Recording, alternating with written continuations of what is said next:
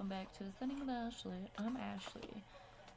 We need a collective reading. I've been taking a few days off because I've been running my mouth about this shit that everyone else is talking about for a very long time, and so, but I know I can feel that the collective needs some support. So we're gonna take a look into the Yin Yang Oracle. My biggest takeaway is some of us have been telling you guys this shit for forever, a really long time. There have been plenty of whistleblowers, including the victims themselves, who have talked about their experience with this shit. And so I think what's really annoying and interesting is the validity of the government, this government in particular, the validity that they still hold when it comes to the mass awakening, right? We are not under them. The point is to continue to make the system obsolete by building other shit that we don't need them for, right? That's the goal, but each of us have a part to play in that. Also, I did see someone today say, she got on and she said, "Where is God? How did God let this happen?" And I commented on that, and I want to share this insight with you as well, that God is within each and every one of us. And what we choose to do in this time, in this moment, is how God will respond, right? We are given the space, the free will to make our own decisions. We have creation within us. We need to be decolonizing from the idea of men being in charge of us, whether that's the, fluffy guy in the sky or daddy. It's funny because I was like, Daddy Warbucks. I was thinking about the name Warbucks, which is the guy from Annie, the musical Annie. But how it's war bucks, like dollars for war. So, we need to be, I love playing with language. We need to be decolonizing from this idea that men are not evil. And I think that includes the Bible, because someone said something today about, I also read, sometimes I end up on this side of TikTok where it's all like font and like people asking questions. Anyway, and so one of those was, what would you do, or like, why can't I give someone a Bible? And like, if even if they don't want it, like, why is it rude if I give it to them? Or why, or what, it was something along those lines. But my response was, what would you do with a book you don't want? Right? The Bible is a book. It was written by the oppressive systems, right? We don't really talk about the history of the Bible, because if you talk about the history of the Bible, it loses its validity. But the Bible was written by, I believe these fuckers are vampires. I mean, they're not human, in my opinion, which I saw another person say, stop saying that. Yes, they are. But regardless, I think one of the contributing important factors of being a human is your consciousness, your ability to make conscious choices within your soul, right? So like your soul and heart making choices that feel right, right? That satisfy is a weird word, but that's what I'm getting. But that I'm also getting solace. So that like are harmonious with that God part within each and every one of us. So therefore, if we are, if we have God within us, then that person or that part of us, soul, heart, whatever the word is you want to speak to it, consciousness, awakened, woke, that part of us is the part of us that knows what to do. We know right or wrong, right? That's ethics. Morals are a rule book, like the Bible. Morals are religious based doctrine or rules or things to follow, whereas ethics are that God within you knowing what's right and wrong, right? So there comes a time in humanity, and we're kind of here right now, where we have access to information and each other in different ways that humanity has not before, right? That's why these are like prophetic times. Also, the planet itself is at an impasse with, or is it impasse? I don't know. We're at a moment where the planet itself is very much struggling because of the resource extraction, because of the corporations, because of even the treatment of humans or other living beings. If we think of the earth as an entirely living system, including our part in that, the earth, if anything that's alive has a part of God within it, right? And God is just, for me, I like to think of God as an acronym. I've been through, you know, I was very religious upbringing where it was like, you know, taught, like indoctrinated onto me. I liberated myself from that. I went through a season of, you know, atheism, as agnostic, you know, finding different words to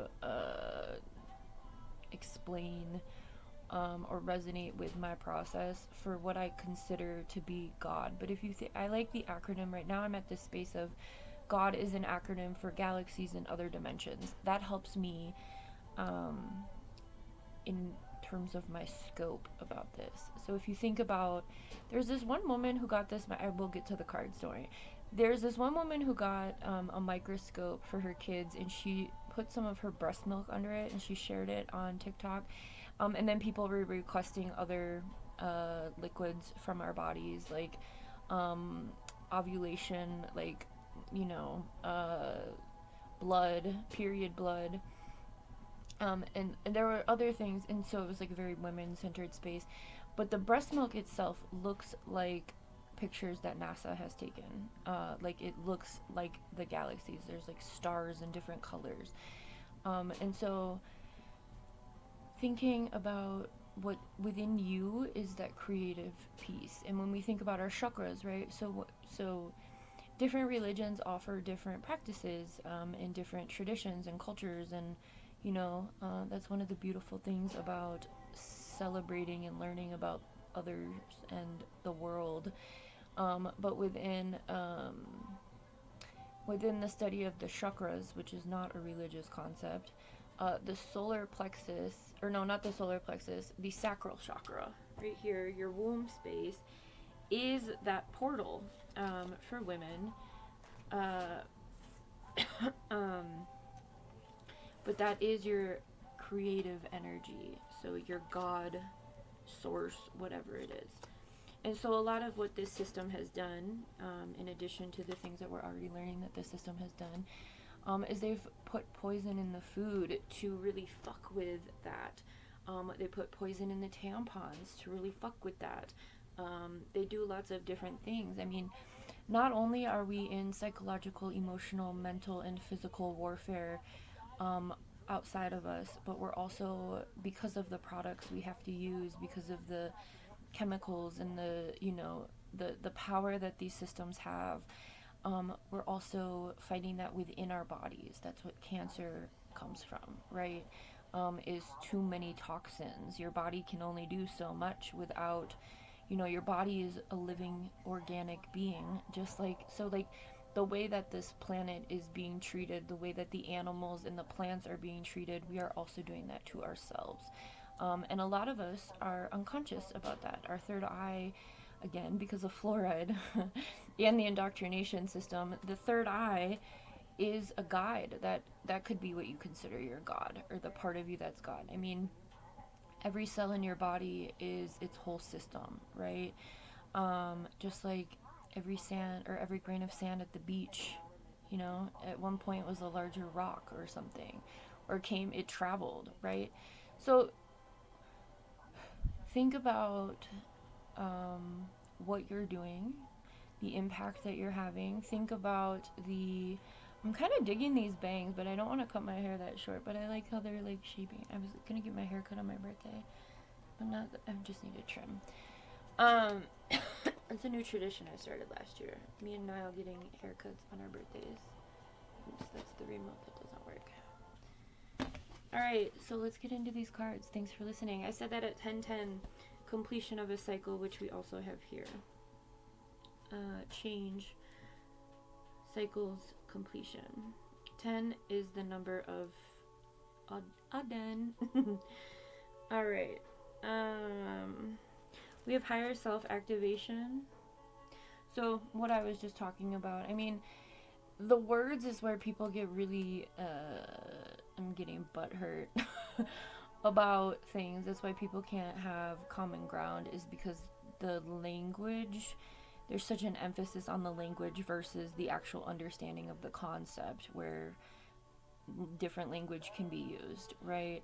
So your higher self-activation is the point at which you're going to be completing the cycles of being unconscious, right? And part of this is releasing, surrendering, and purging anything that is causing disharmony, conflict, or triggering you. The triggers are communication.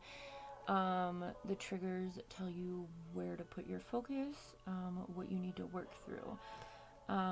So surrender to, this is cute, I've never read these like this. Release, I should put it this way. Release disharmony. Alright, surrender to the trigger.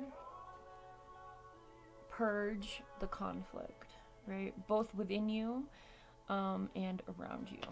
Okay? That was cool. I've never read them like that. Alright. We have memories and nostalgia with present, abundant, and gratitude. So I think in this time there's just a lot happening. I think a lot of people are triggered, with good reason. That again, the triggers are your consciousness tugging at you to pay attention. Okay. So even though it can be uncomfortable, approach it with curiosity, not judgment, so that you can integrate it. Alright? We have memories and nostalgia and present, gratitude, and abundant. So try and stay present, but when you do feel yourself slipping into memories, for the sake of healing, do so with this gratitude. Again, don't judge your process. I think that I remember when I really had to come to terms with evil. And what helped me with that was that evil is the word live backwards. And again, these fucktards put all of this language together. Everything is a play on words. Everything. So evil being lived and devil is lived backwards, right? So that helped me with the concept of I can live and like live to my fullest and like be present. If I don't do that, if I choose to, not honor life, then that's where the evil parts of us can come out, right? But I think in regards to what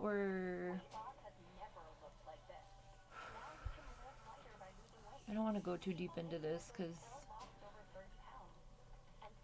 I'm not trying to give that the attention.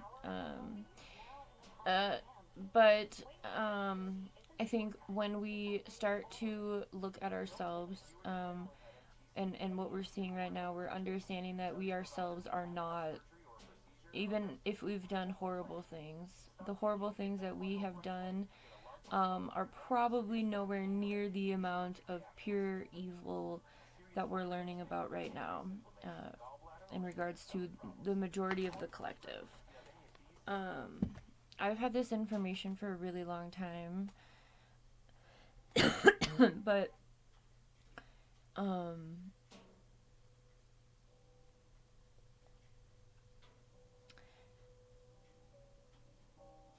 it's not. Remember that the only thing you can do is control yourself. Again, God is within each of us. How we choose to show up in this moment is indeed how God, Creator, Sky Daddy, whatever you call it, Allah.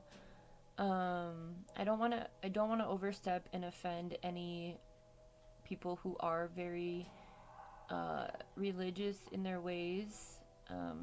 I mean, I feel like I can judge Christianity because I grew up in it, but as far as like as far as Muslim folks, as far as Islam, I don't feel comfortable speaking on Allah. I did just mention him. But regardless, the teachings in any of those practices are essentially, there's tons of parallels. It's just like the fine tuning that changes throughout. So again, the written pieces were written by humans. Okay, we ourselves have a knowledge within us, our divinity. That's a good way to use it. Our divinity, our magic. That's what we're trying to spark right now. That's where we're in this. That's why I've been doing the What's Your Calling readings. All of us need to be stepping into a space of leadership no matter where we are. If you have your consciousness intact, if you have your innocence, if you're disgusted by the things you're hearing, it's time for you to take a stand in leadership, because at this point we're like on the, I'm getting like a fucking like state fair ride that like comes off like comes apart. We're like rocking, right? We're at this very pivotal moment where the evil is being very much exposed, but it's being exposed by themselves. It's the law of revelation. They are trying to alleviate karma at this moment, while also playing into your fear, your hopelessness, your helplessness, and that stuff that's helping people sink into deep depression, right? Rock bottom. Because that lack of faith, like real tangible faith, is within you, is you. You are the only thing you can control. You do have free will. Regardless of what you believe in, you have free will you have free will. There's plenty of cults that tell you that you don't, but you have free will to control yourself, to make a stance. So again, God is within each of us, and how we show up is indeed, if you are aligned with your higher self, if you're able to integrate your shadow. If you're here on my channel, you've probably been doing this for a while. So it's time to step into that leadership. Go watch some of the What's Your Calling readings. You don't have to get to a point. There's no destination in this journey in which you know, it's not like you have to like go through this many things to be able to be a leader. I know I had to go through that because I had really bad imposter syndrome. I'm like, I have to quit smoking if I want to teach people about healing. I can't, with my good conscience, I cannot continue smoking and like killing myself while telling people like how to get better. I can't do that. So I had to quit. And it rocketed me into this space spiritually, emotionally, and mentally, and physically, technically. Alive. Okay. We have comfort zone, clinging, and south node, and we have guarded and vulnerable, and fears and limitations. So I think I just spoke on this with that like rock bottom stuff. Fears and limitations, clinging to your comfort zone, and feeling like you're unable to be vulnerable. Call on your future self, your higher self. The higher self is the like best version of you, the person that, like, your soul. Okay, I think I've really hit this home. I hope this resonates. But your higher self is the person, like the best version of you. Again, one of the things that I have done, I often have people in silent competition with secret animosity in my life. There's like a switch that flips at some point. I'm like cool with people for a little while, and then all of a sudden they become a hater. It's their own shadow. But I'm sharing that because the only person, the higher self, my higher self, wakes up every day with the intention and integrity of being better than I was yesterday. I consciously choose to right the wrongs that I made the day before, or like my house is really like it feels crusty right now, and there's a lot of junk that I don't need. So I started the cleaning out process today, and I'm getting in that spring cleaning energy. So not only am I doing that in my physical environment, but that's part of the shadow work. That's part of our consciousness, is taking inventory of ourselves, getting rid of the old beliefs, the people, the things, right? It's just you can't touch it, but it's still a process that you need to go through if you're choosing to take this path.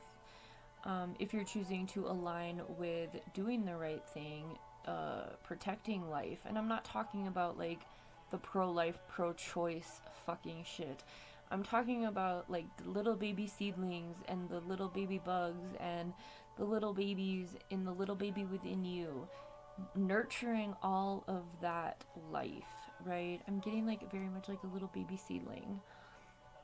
Like recognizing how fragile and resilient you are as you are alive, and honoring that. Only competing with the past version of yourself is a great place to start. All right, that's all the cards. Let's go ahead and pull a couple affirmations, and I will let you go. So I know this process is intense, but that's why I've put in all this work over here. I knew this was coming. We are in the age of Aquarius, right? So continue to, you don't have to do this alone. Plenty of people have put materials out here, myself included. I have almost 4,000 videos that can support this process for you. Well, there's a lot of Wake Bake and Makes, but even the Wake Bake and Makes, that's a testimony to how I move in the world, right? Because if you can think about it, you can create it, and that's part of your God energy, right? The creator. You are a creator. You're not just a consumer. Be original, own your dreams, and make today count. Live in the moment, live every day with intention, and today is full of possibilities. Have a good one, y'all.